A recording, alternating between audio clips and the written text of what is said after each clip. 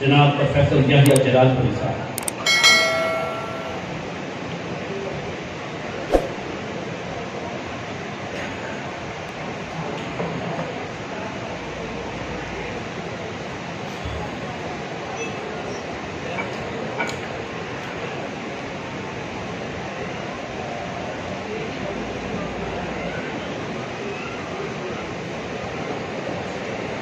الحمد لله وكفى وسلام على عباده الذين اصطفى وخصوصا على محمد المصطفى إمام الأنبياء على آله وصحبه أجمعين أما بعد ذرا میرے ذمے یہ لگایا گیا ہے کہ اصلاحی تحریکیں جو ہیں ان کا کردار کیا ہے۔ دیکھیے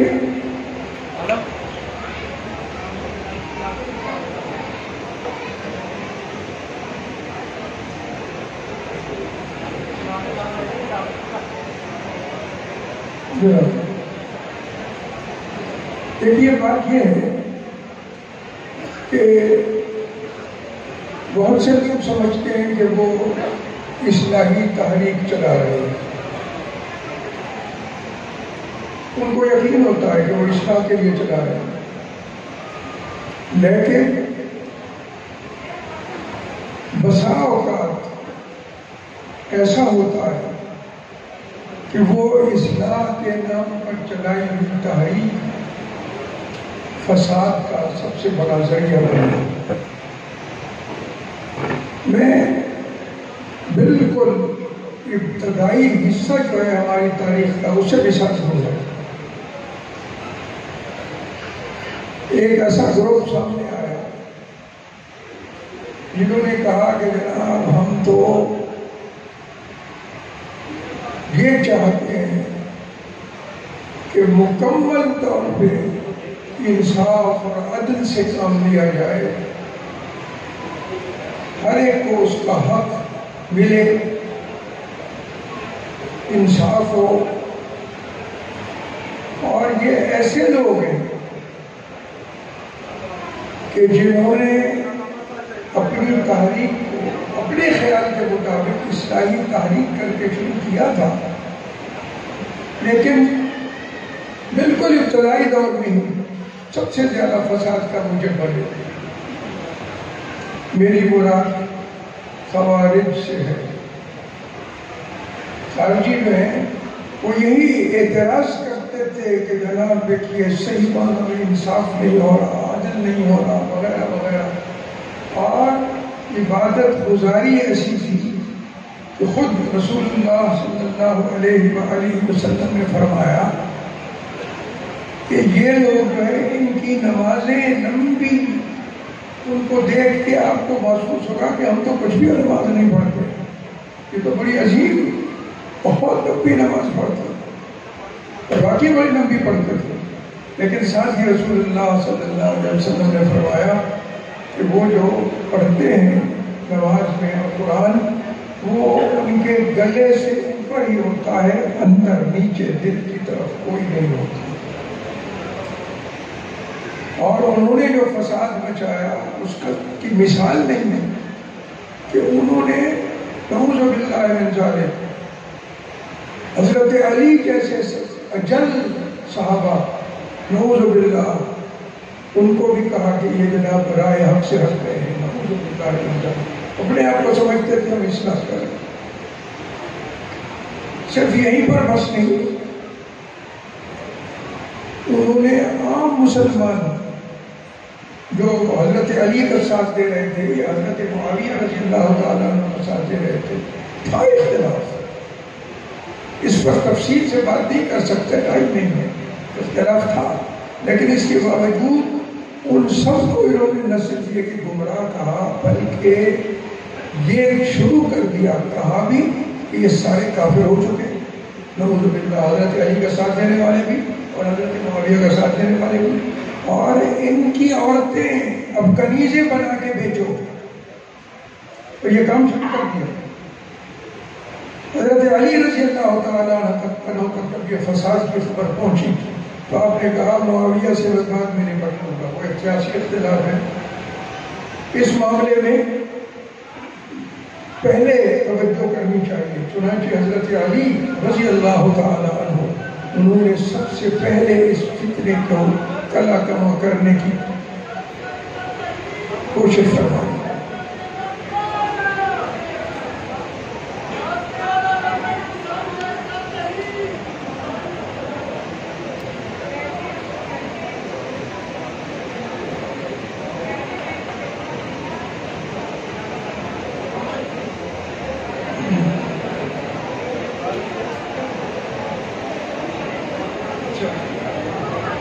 آپ سے گزارش ہے کہ اپنی نشستوں پہ تشریف رکھیں۔ انشاءاللہ العزیز کچھ دیر بعد انتصاب الہی ظہیر صاحب کا خطاب ہوگا، ڈسپلن خراب نہ کیا جائے۔ گزارش ہے کہ جلد از جلد اپنی نشستوں پہ تشریف رکھیں۔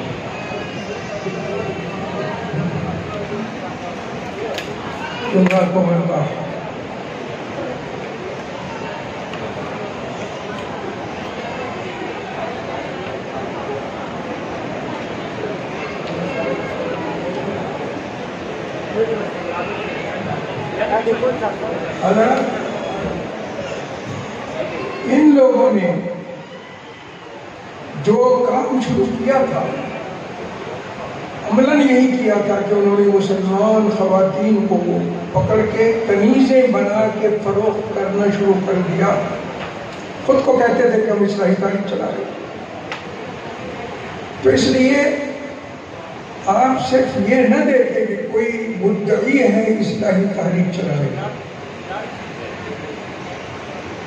آپ دیکھیں یہ کہ نتائج کیا ہیں۔ وہ نتائج تو نہیں ہے جو خوارج کی بزم خیش اصلاحی تحریک کی وجہ سے سامنے آئے۔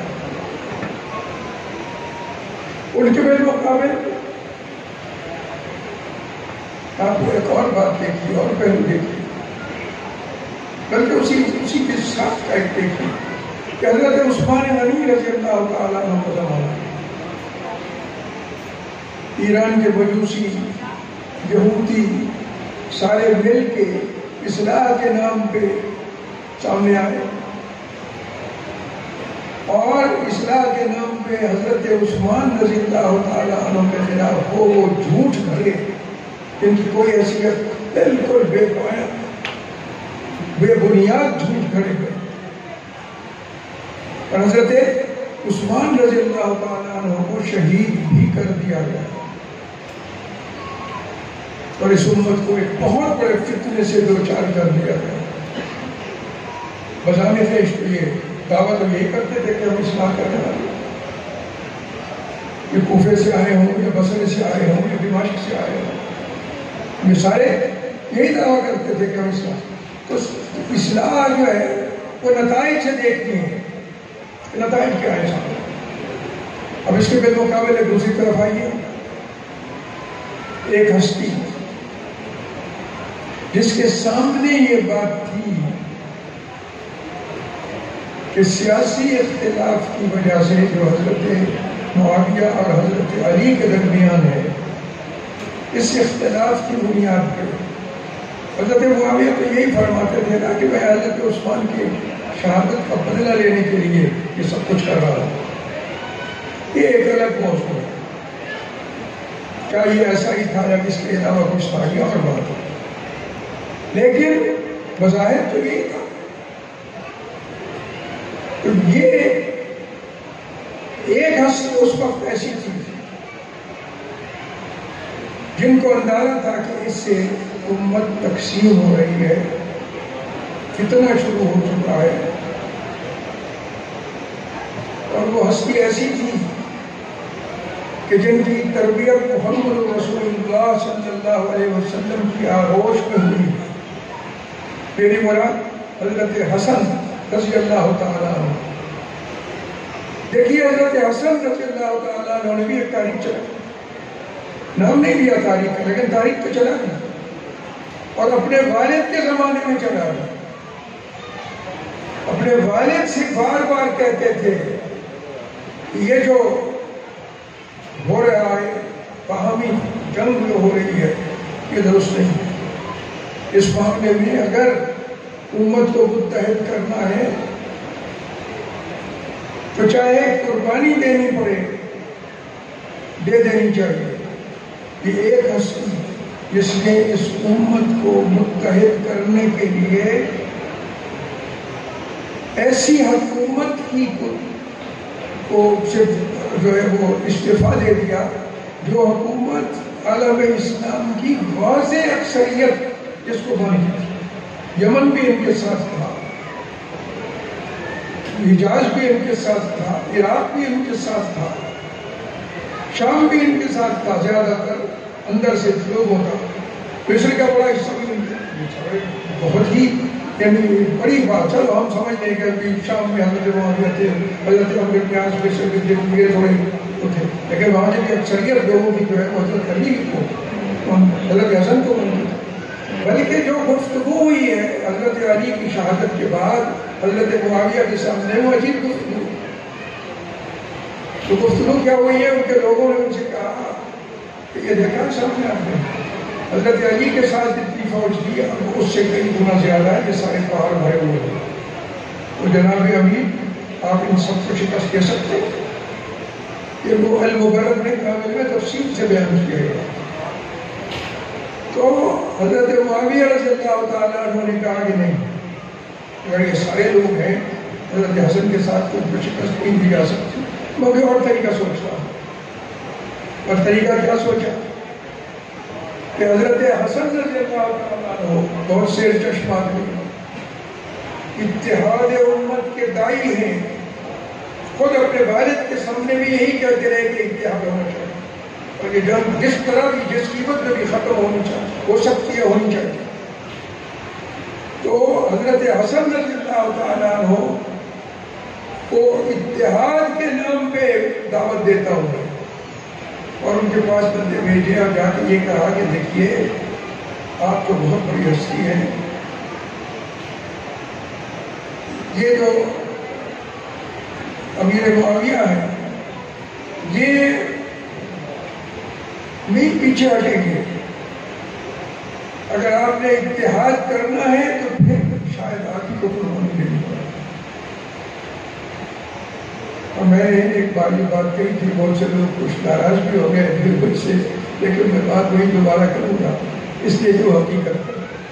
میں نے کہا تھا کہ دیکھیے دونوں صحابی ہیں، لیکن ایک فرق ہے عجیب کہ ایک فاطمہ بنت رسول اللہ کا جگر گوشہ ہے اور ایک حضرت ہند بنت عتبہ، وہ بھی صحابیہ ہے، ہم تو کوئی حیثیت نہیں رکھتے ان کے سامنے، بہت اجل صحابیہ ہیں، اسلام لانے کے بعد ان کا مکمل طور پہ جو کچھ ان کا عمل ہے وہ ایسا ہے کہ مثال ہے، بہت بڑی ہستی ہے۔ تو میں نے جب یہ کہا کہ دیکھیے یہ بات فاطمہ بنت رسول اللہ صلی اللہ علیہ وسلم کا فرزند سوچ سکتا ہے کہ کوئی بھی قربانی دے دو لوگ اکٹھے ہو جائیں، ہند بنت عتبہ کا فرزند کیوں نہیں سوچ سکتا؟ یہ تو حقیقت ہے، اس طرح نہیں سوچ سکتا میں قربانی دے دوں، بلکہ یہی کہا کہ کسی طرح حضرت حسن کو آمادہ کریں، اور حضرت حسن نے قربانی دے دی، اور پہلے اس سے محمد رسول اللہ صلی اللہ علیہ وسلم نے فرما دیا تھا۔ اس لیے حضرت معاویہ چاہتے تھے حکمرانی کے لیے اچھے ارادے بھی کیے، تو حاضری بہت ہوئی، لیکن اصل تو بات حکمرانی کی، لیکن محمد رسول اللہ صلی اللہ علیہ وسلم نے پہلے ہی فرما دیا تھا کہ دیکھو حکمرانی سے جو سعادت ملتی ہے وہ اپنی جگہ، حقیقت میں دیکھو تو میرا بیٹا سید ہے، لہذا سید یہ ہے میرا بیٹا سید جو اس امت کو ایک جگہ پکڑ ہے، تو اس سیادت کے مقابلے میں پیچھے ہے۔ حضرت حسن کو جس سیادت کی خوشخبری محمد رسول اللہ صلی اللہ علیہ وسلم ابنی حاضر سید جس کے ذریعے اللہ سب ساری امت کو تو یہ دیکھیے ایک شخص ہے، اس کی تاریخ کیا ہے؟ اتحاد کی. اللہ کے رسول صلی اللہ علیہ وسلم نے کہا حقیقی سیاست پیش کی، اور پھر تاریخ گواہ اس بات کہ حضرت حسن رضی اللہ تعالیٰ عنہ نے جب یہ قربانی دے دی اور آپ ان کاموں میں لگ گئے تو حضرت حسن کے شایان نشان تھے. بہت لوگوں کی خبرگیری کرنا، مسکینوں کی خبرگیری کرنا، یتیموں کی خبرگیری کرنا، ضرورت مندوں کے لیے کمانا وغیرہ وغیرہ، ان کی اشاعت تربیت، یہ سارے کرم کیے حضرت حسن. تو اس زمانے میں مبرد نے ایک واقعہ لکھا کہ ایک ایسا قبیلہ تھا کہ جس کا جو حضرت علی کا ساتھ دے رہے تھے ہمیشہ، اس کا جو سردار تھا اس کی بیوی کو کوئی کم پڑ گیا. وہ حضرت معاویہ رضی اللہ تعالیٰ عنہ کے پاس آیا اور آ کے کہا کہ امیر المومنین یہ فلاں میرا کام ہے، اس وقت اختیار آپ کے پاس ہے، آپ کو پتہ ہے کہ میں فلاں قبیلے سے ہوں اور میرا خاوند اس کا سردار رہا ہے، لیکن میرے پاس اور کوئی راستہ نہیں، میں آپ کے پاس ہوں. حضرت معاویہ رضی اللہ تعالیٰ عنہ نے کہا کہ جو کام کہنا ہے وہ تو کہہ دیں، وہ تو سلام ہو گئے، وہ تو سب سے پہلے کروں گا. میں چاہتا ہوں کچھ دیر مجھے حضرت علی کی باتیں سنا. ایسا بات حضرت علی رضی اللہ تعالیٰ عنہ کا ساتھ دیا تھا، حضرت علی کی سنائے بات، اور حضرت علی کی باتیں سن کے حضرت معاویہ مسکراہٹ کر گئے.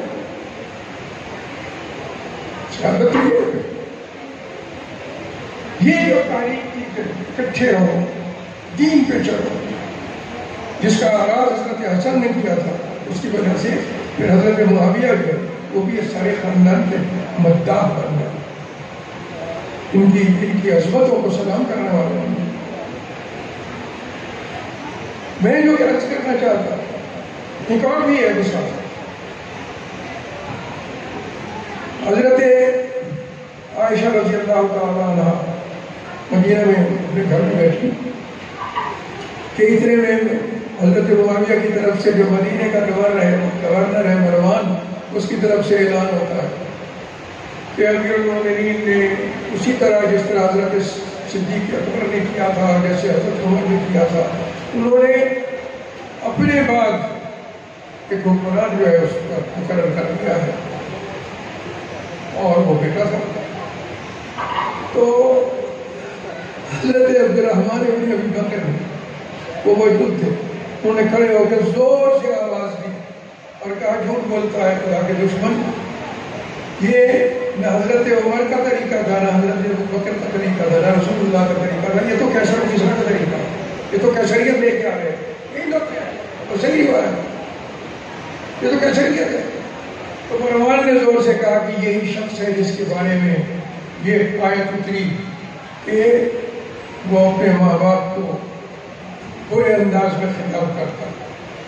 تو حضرت علی حضرت عائشہ رضی اللہ تعالیٰ عنہ نے زور سے آواز دے کے کہا کہ خدا کے دشمن جھوٹ بول رہا ہے، یہ میرے خاندان کے بارے میں اتری نہیں آ رہا، یہ تو فلاں خاندان کے بارے میں تھی، اور میرے خاندان میں اتری ہے اگر آیت تو وہ تو یہی ہے کہ الطیبات للطیبین والطیبون للطیبات، وہ تو یہی ہے کہ محمد رسول اللہ صلی اللہ علیہ وسلم کے لیے ہم نے طیبات کو چنا جو ام المومنین حضرت عائشہ تو میرے بارے میں یہ ہمارے بارے میں. تو یہ ایک مثال تھی کہ بظاہر کچھ بھی کہا جائے اندر سے دیکھنا چاہیے. اب ایک اور شخصیت کا نام ہوگا حضرت حسن رضی اللہ تعالیٰ عنہ کا ساتھ دیا، ان کے ساتھ رہے. حضرت معاویہ سے شروع کے معاملے میں بالکل ساتھ تھے 100%. لیکن جب حضرت معاویہ رضی اللہ تعالیٰ عنہ نے فیصل و فیصلہ کے طریقے میں اپنی بیٹی کو حکمران نامزد کر دیا تو ایک ہستی تھی جس نے یہ سمجھا کہ اگر ہم سب خاموش رہے اور اس ملوکیت کو آنے دیا اس نظام کے بدلے میں جو اللہ کے رسول صلی اللہ علیہ وسلم کے خلفائے راشدین کا نظام ہے، اگر اس کو آنے دیا تو ہم سب کے سب اللہ کے سامنے جواب دیں، اور وہ تھے حضرت حسین علی رضی اللہ تعالیٰ۔ تو اس اکیلی ہستی کی تاریخ کیا تھی کہ نظام حکومت چلانے کا وہی ہونا چاہیے جو محمد رسول اللہ صلی اللہ علیہ وسلم کا تھا اور جو خلفائے راشدین کا تھا، اور اسی طرح سے شورا کے ساتھ منتخب ہونا چاہیے جیسے خلفائے راشدین کے تھے۔ حضرت حسین رضی اللہ تعالیٰ عنہ کی یہی تاریخ، اور میں سچی بات کہتا ہوں، تاریخ میں یہ بڑی وضاحت سے بلکہ حدیث کی کتابوں میں یہ صحیح روایات موجود ہے کہ جب حضرت حسین رضی اللہ تعالیٰ عنہ چلنے لگے مکہ سے تو ان کے خیر خواہوں نے کہا کہ یہ کوفے کے لوگ ہیں، یہ قابل اعتماد نہیں ہے، اپنا جائے۔ ان کو تجربہ تھا، کوفے میں جو عناصر موجود تھے حضرت عثمان کے خلاف بغاوت میں بھی آگے آگے ہوئی تھے، اور اس کے بعد پھر حضرت علی کے ساتھ بھی، اور پھر حضرت علی کو شہید کرنے والے وہی تھے، ہماری جو وہیں سے نکلی۔ تو انہوں نے یہ بات وضاحت سے کی، حضرت حسین رضی اللہ تعالیٰ عنہ نے فرمایا ٹھیک ہے میں استخارہ کروں گا۔ بالکل صحیح روایت بیان کر رہا ہوں۔ تو جب استخارہ کیا تو اس میں محمد رسول اللہ صلی اللہ علیہ وآلہ وسلم نے کہا بیٹا جاؤ جاؤ۔ ایک ہمارے بزرگ ہیں، دوست بھی ہیں، ہمارے پاس سے تھوڑا سا پہلے انتقال ہوا ہے، انہوں نے اپنی کتاب میں یہ لکھ دیا کہ حضرت حسین نے آگے یہ کہہ دیا کہ جناب مجھے تو اللہ کے رسول نے فرمایا، کوئی ایسی کہہ دیا۔ نعوذ باللہ حضرت حسین کے نانا کے بارے میں نعوذ باللہ غلط بات کہیں کہ انہوں نے کہا نہیں ہوگا اس کا۔ تو حضرت حسین نے بالکل یہ کہا کہ کرا جاؤ، کیوں؟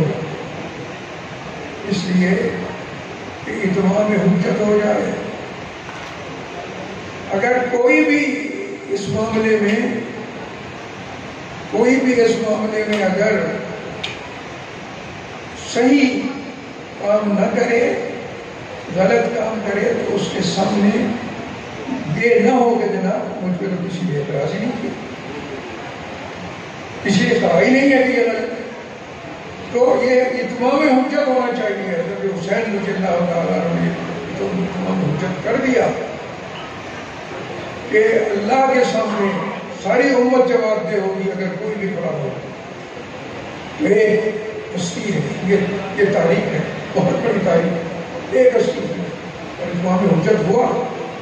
اور میں آپ کو بتاتا ہوں کہ اس دنیا میں خیر پھر سے اسی وقت آئی جب نظام چھوڑا تھا، اور اسی انداز کا جس طرح کے خلفائے راشدین کا تھا۔ سب سے پہلے خود بنی امیہ میں سے حضرت عمر بن عبدالعزیز رحمہ اللہ، انہوں نے جب ان کو نامزد کر دیا سلیمان نے، تو انہوں نے کہا آ کے خطاب کیا سب سے اور کہا کہ مجھے نامزد کیا گیا ہے لیکن میں نہیں مانتا اس بات، تو میری طرف سے آزاد ہو۔ اسی طرح جیسے خلفائے راشدین کو شورا سے منتخب کیا گیا تھا تو اپنی شورا سے منتخب تھا۔ لوگوں نے سب سے مل کے کہا کہ آپ سے بڑھ کے قوم نے اپنے بات کو مانا۔ اس کے بعد انہوں نے تسلیم کیا کہ نہیں کرنا۔ حافظ ابن حجر نے صحابہ میں واقع لکھا کہ حضرت عمر بن عبدالعزیز رحمہ اللہ تشریف فرما تھے، اور ایک شخص آیا اور اس سے کہا کہ یہ بنی امیہ میں سے ہیں اور یزید بھی بنی امیہ میں سے تھا۔ تو اسامہ میں یہ ہے اور صحیح سند کے ساتھ ہے کہ حضرت عمر بن عبدالعزیز کے سامنے اس نے یزید کی تعریفیں شروع کر، تو عمر بن عبدالعزیز نے ڈنڈا اٹھایا اور اس کو مارا بھی اور کہا ہماری مجلس سے نکل جاؤ، تم اس کی تعریف کرتے ہو ہماری سامنے، تم سمجھتے ہو کہ میں کسی قبیلے کی حکمرانی کے لیے آیا؟ غلط بات ہے، غلط ہے بات دیکھیے۔ اور دیکھیے خیر اسی کو نہیں ملتی، حضرت عمر بن عبدالعزیز کے زمانے میں کیوں اس کو اسی کو واپس کر دیا۔ اور جب بھی دنیا میں کبھی بھی خیر، حضرت صلاح الدین ایوبی رحمہ اللہ جب انہوں نے بھی وہی نظام لے آئے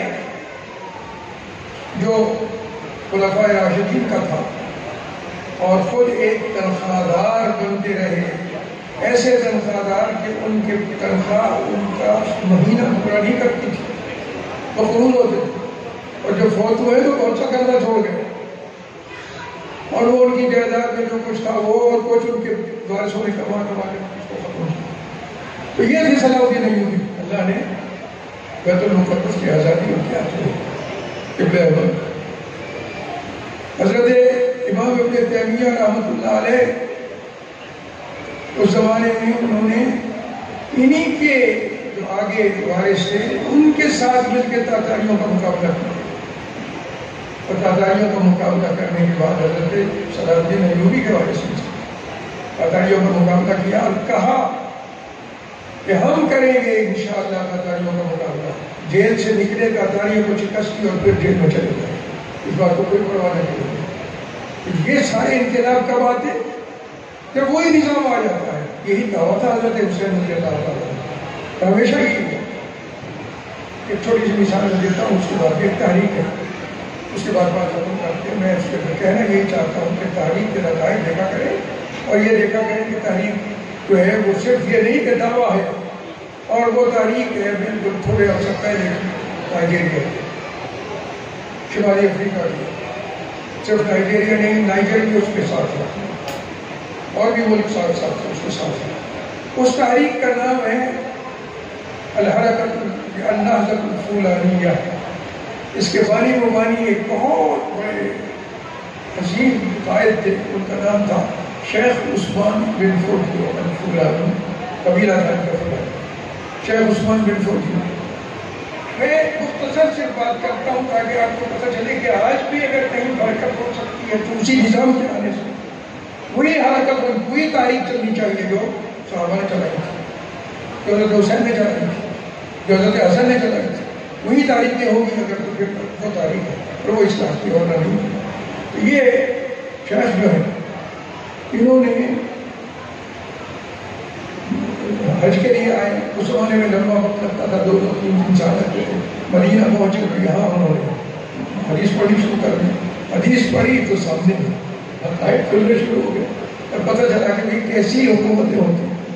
واپس گئے تو انہوں نے مدرسہ بنا لیا اور لوگ جوق آنے لگے، اور اتنا حدیث کو پڑھنے کے لیے لوگ اکٹھے ہو گئے سارے افریقہ، وسطی افریقہ سے، شمالی افریقہ سے، کہ لوگ حیران ہوتے تھے۔ بادشاہوں کو مختلف چھوٹے چھوٹے ریاستیں تھیں، ان کو تکلیف شروع ہو گئی کہ یار یہ اتنا بڑا پاپولر یہ مقبول عام ہو جائے گا کہ مولوی کہ یہ تو پھر ہمارے لیے خطرہ ہو جائے گا۔ تو انہوں نے حملے شروع کر دیے، حتیٰ کہ یہاں تک کیا کہ وہ لوگ حملہ کرتے ہیں ان کے طالب علموں پہ، اور وہاں بھی یہی رواج ہے افریقہ میں کہ طالب علم شادی کر لیتے ہیں پہلے اور بچوں کے ساتھ رہتے ہیں، کماتے بھی رہتے ہیں اور پڑھتے بھی رہتے ہیں، صبح زور تک کماتے ہیں اور بعد میں اب بھی ہے افریقہ یہ ہے۔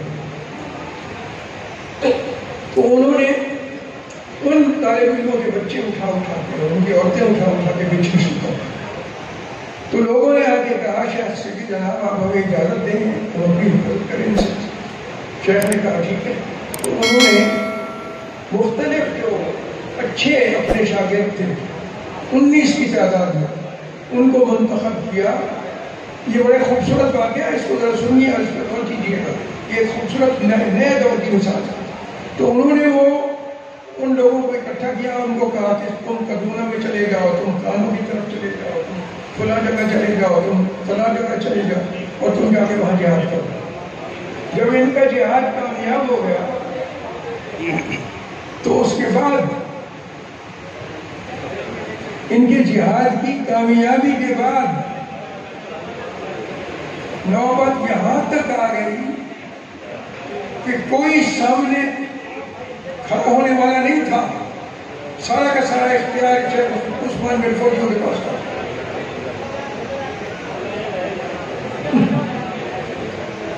یہ بہت بڑا واقعہ ہے، سنیے اس کو۔ شیخ عثمان بن فوڈیو نے جب یہ دیکھا کہ یہ سارا اختیار جو ہے وہ میرے پاس ہے، تو انہوں نے کہا کہ میں کسی حکمرانی کے لیے تو نہیں آیا ہوں پڑھ کے۔ تو انہوں نے اعلان کر دیا کہ لوگوں تم شورا بلا لو، اپنا کوئی حکمران منتخب کر لو، میرا مدرسہ مجھے بلا رہا ہے، حدیث کے طالب علم میرا منتظر ہے، انتظار کر رہے ہیں، میں نے حدیث پڑھنے کے لیے جانا۔ تو یہ ہیں وہ اللہ والے۔ ان کے بیٹے سلطان محمد بیلو، ان کو لوگوں نے اکٹھا ہو کے کہا کہ جناب ہم ان کو بناتے ہیں۔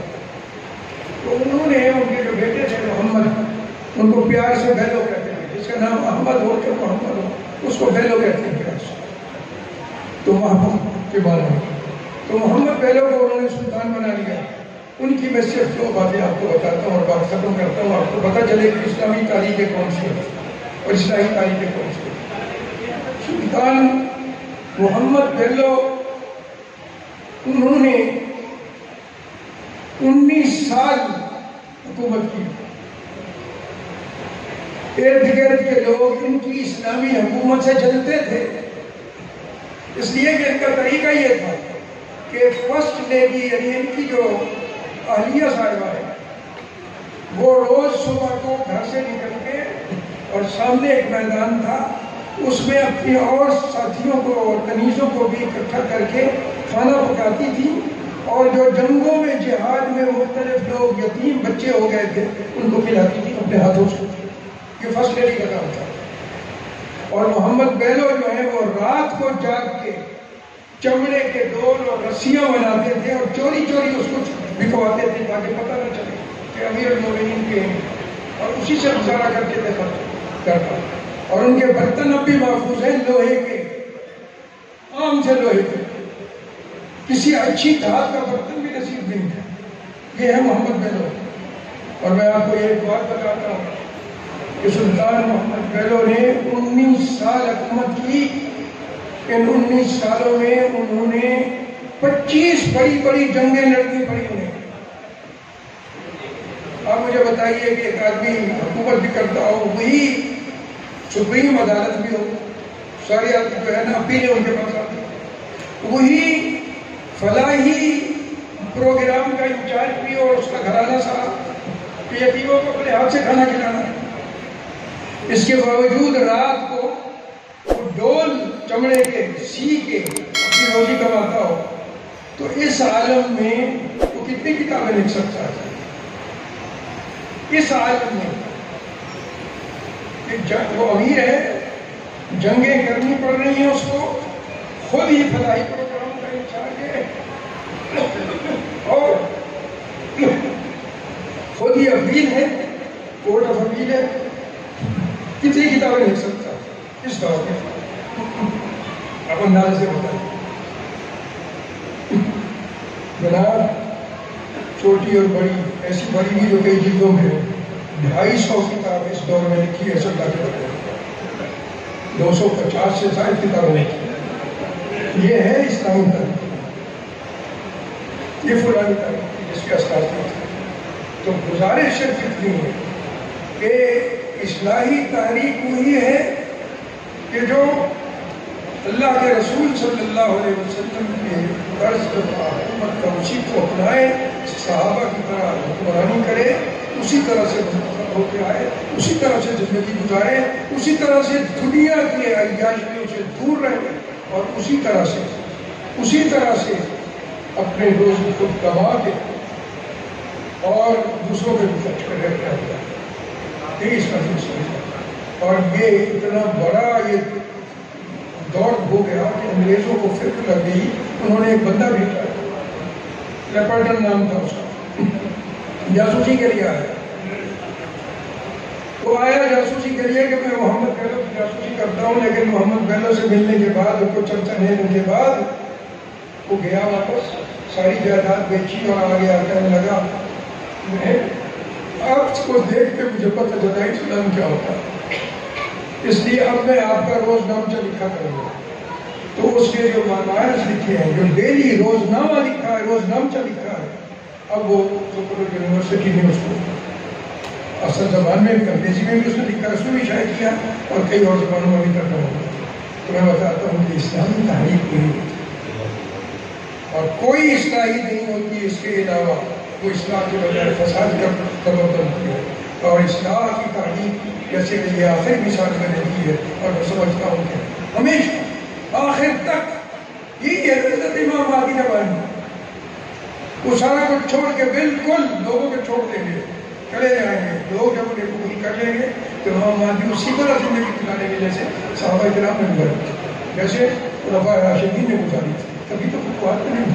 اللہ تبارک و تعالیٰ ہمیں اس بات کی توفیق عطا فرمائے کہ ہم اس بات کو ازبر کریں، سمجھیں کہ ہمارے نزدیک اصلاحی تحریکیں جو ہیں وہ وہی ہو سکتی ہیں کہ جو اللہ کے رسول صلی اللہ علیہ وسلم کی سنت کے مطابق تحریک چلتی ہو اور جو خلفاء راشدین کے مطابق چلتی ہو۔ تو آخر دعوانا الحمدللہ رب العالمین۔ بہت بہت شکریہ۔